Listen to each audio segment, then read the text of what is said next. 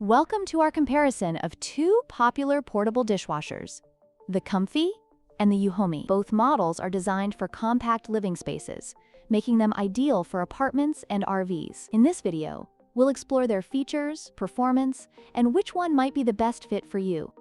Both the COMFEE and EUHOMY dishwashers are designed to fit seamlessly into small kitchens. The COMFEE features a compact design with a 5L built-in water tank and a user-friendly interface. Meanwhile, the EUHOMY also boasts a compact structure but includes stainless steel elements, enhancing its durability and aesthetic appeal. Both models are perfect for those with limited space.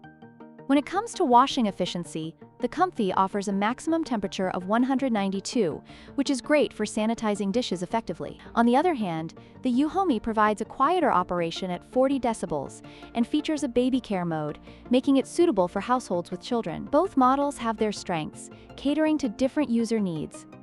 The COMFEE's dishwasher offers 6 wash programs, providing versatility for various cleaning needs. In contrast, the EUHOMY, while having one less wash program, excels in quiet operation, making it less disruptive in a home environment. Both models are designed for ease of use, but they cater to different preferences in terms of noise and functionality.